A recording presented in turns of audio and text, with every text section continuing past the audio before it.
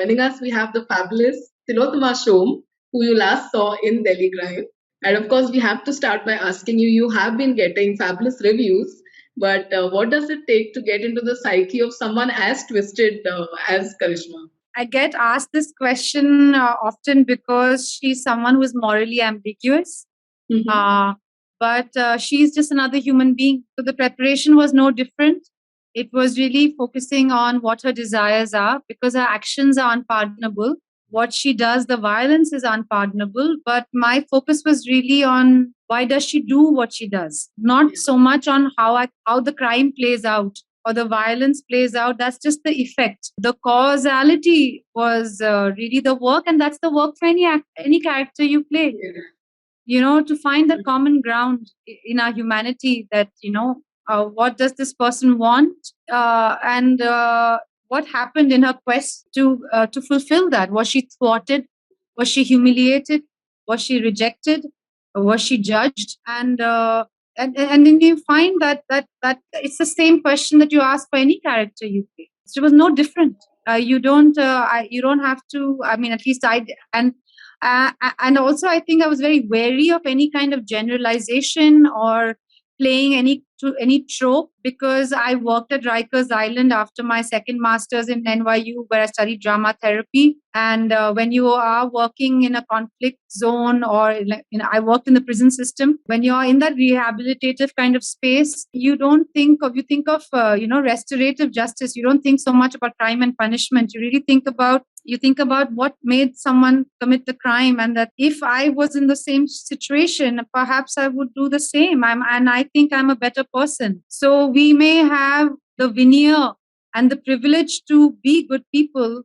It's because there's a whole ecosystem supporting us and allowing us to play that part of a good person, But when that is taken away from you, and if a woman or a man doesn't have the right to decide whether they want a child or they don't want a child, it's going to have repercussions. And if those repercussions lead to, a crime, an act of crime, we have to take responsibility for it. We can punish the criminal, but it exposes the fault lines of the system that has failed the person in the first place, the kind of prejudice, the kind of stereotypes that we expect people to fit into. Not all of us are mentally equipped and emotionally equipped to deal with those restrictive norms, and I think as an actor, we have to face rejection more than we face acceptance, right? In these 20 years, how many auditions I've done that I didn't get. Now, when I was depressed or went through a hard time, I could call my mother and have a long chat with her. She would come and visit me. I would go. I have wonderful friends. I have wonderful teachers who would ask me to just read this book. Just keep quiet. Stop whining. This is what every artist has to go through. You're not going through nobody's out to get you, anyone who wants to develop any kind of craft, this due diligence, this is rite of passage, that kind of perspective, that kind of support, she didn't have. So I had to really think about that.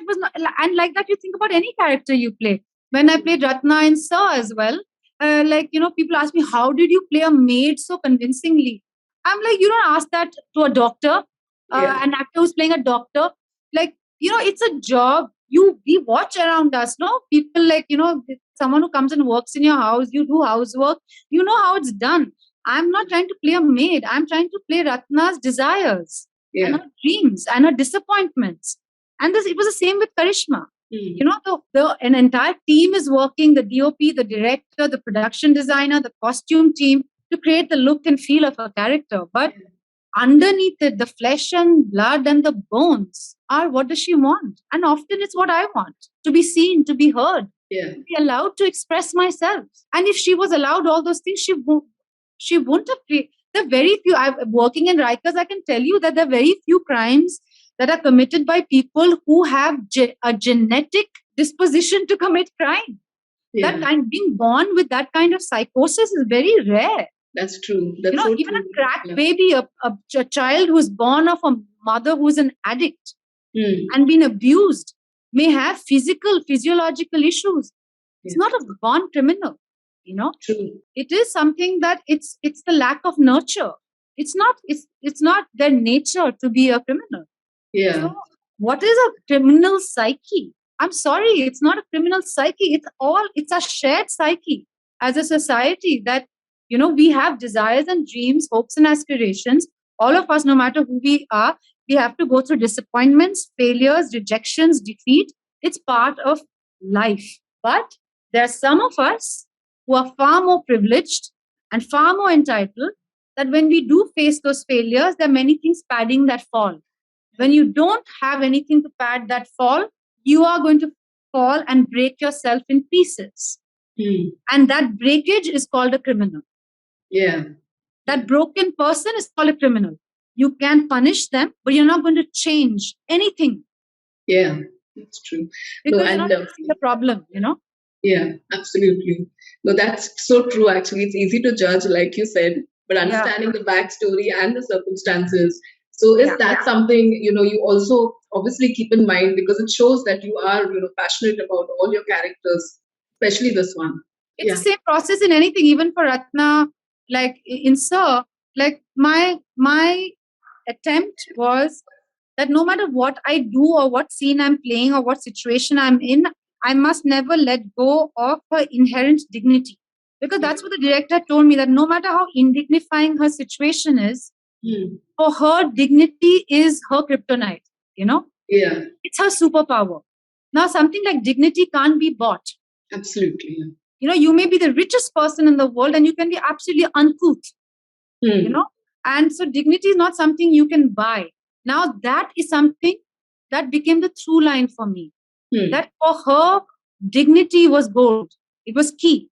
For Karishma, the desire to be seen as a productive, contributing member of society who is working and who has a profession. As simple as that. Like, that's why when she meets Vartika in that band and she's caught, she said, "Mujhe aapke jaisa banna hai." You have a certain amount of power. You have a profession. There are people who listen to you. You have a certain talent that you are being paid for. Yeah. That's not a very big aspiration. She doesn't want to be a business tycoon. So when I see that what she wants is actually not something, she deserves it, yeah?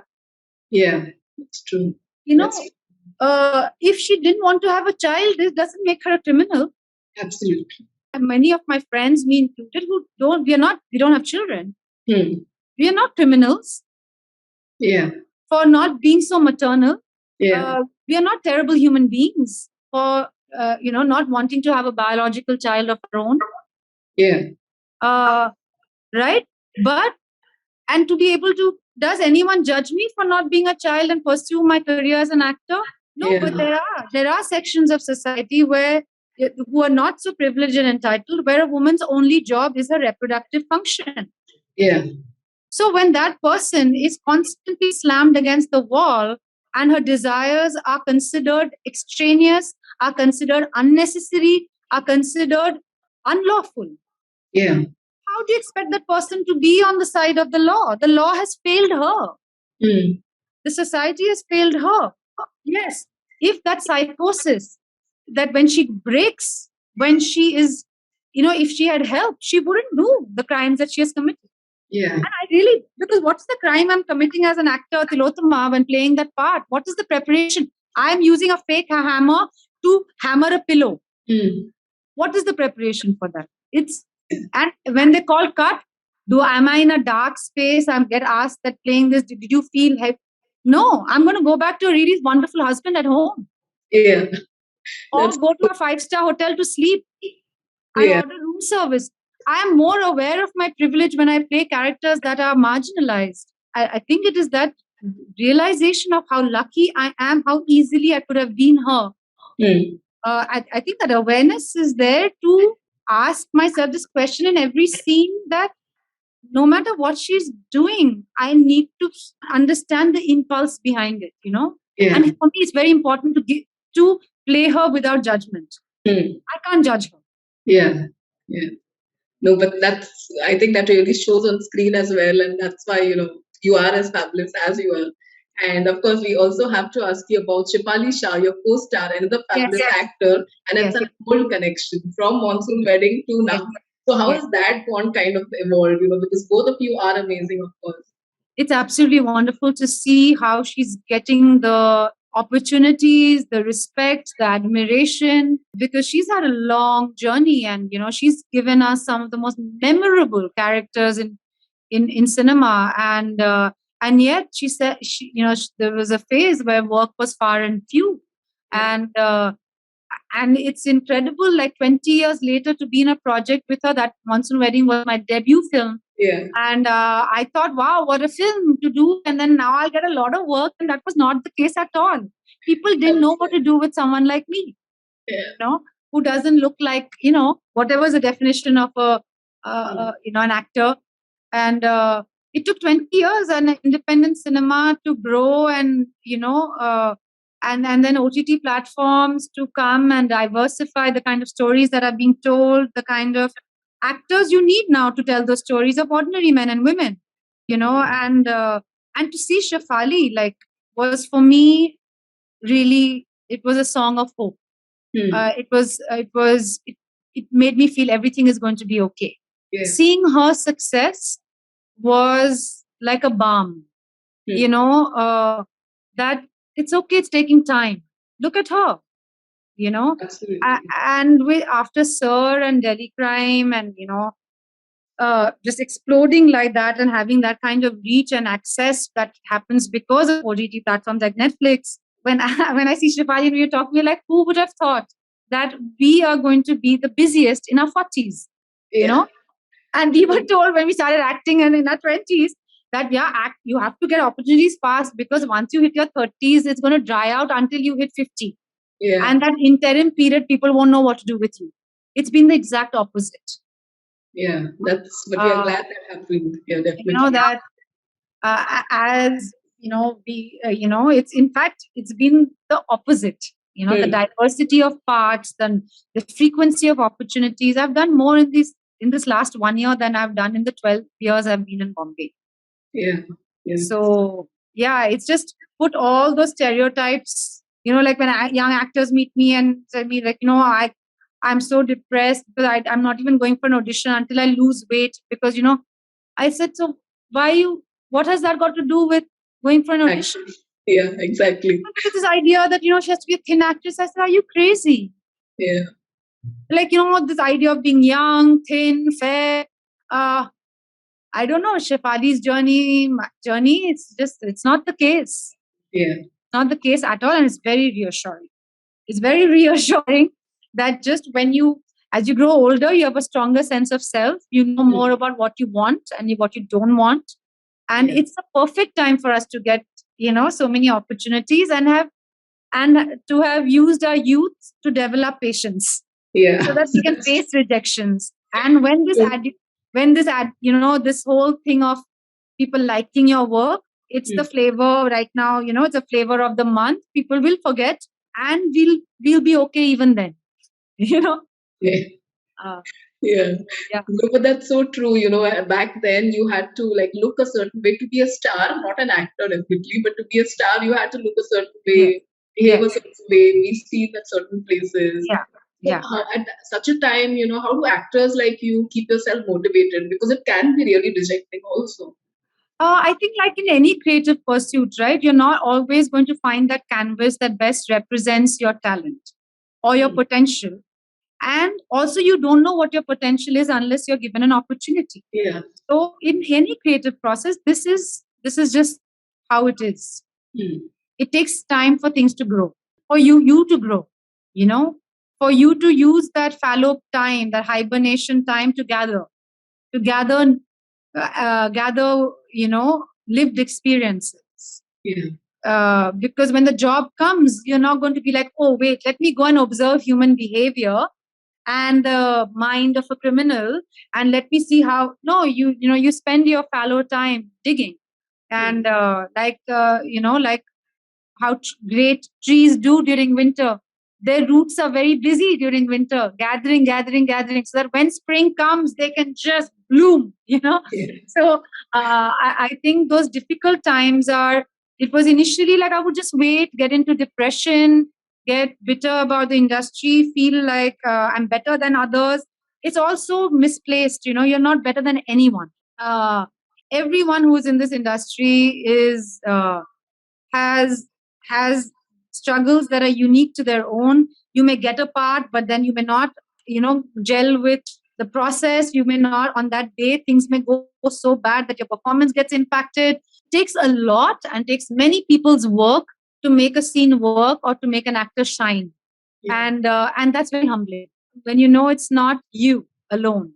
And that this any great writer, any great filmmaker, the people I admire, their filmography is spans a certain has seen the test of time. Let's put it that way.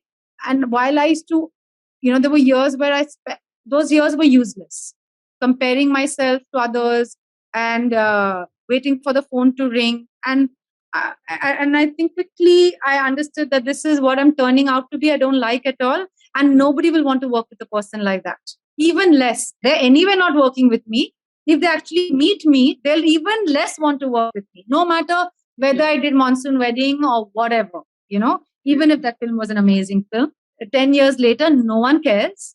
And I think that finding things that would nourish me, which was learning things. It was really like, I think being a student for me, whether it's learning how to grow something, like like in my 20s, I couldn't grow a cactus. I killed a cactus also, I was that bad. And then having the patience to, now I have like 15 different things growing in this tiny space. And learning embroidery, because it helps you cultivate patience, you don't immediately get this amazing tapestry. Like, if you had to actually make an embroidery, it takes a long time. You first sketch it out, you find colors, then how do you create that effect of the discoloration in a leaf? How do you, make the colors bleed? And it takes time. And I don't think I'm okay. I'm okay with it taking time. And I have found enough number of things, enough number of people help me spend that time when I'm not working on something. To nourish myself, So it doesn't feel so panicky when you don't have a job or you're not in the news. I'm only in the news if at all the work I do is being received well. But there's no PR machinery in between that, so that silence, that quietness, that time with the very wonderful, gifted teachers and friends that I have, who are not from my profession necessarily, those inputs keep you, like there's so many things. Like when I started gardening, I was like, this is like the guy who takes care of the plants in my building. Like for me, he was the hero, How do you understand how much water this plant needs? And how much sunlight? It's just through watching, experience, patience.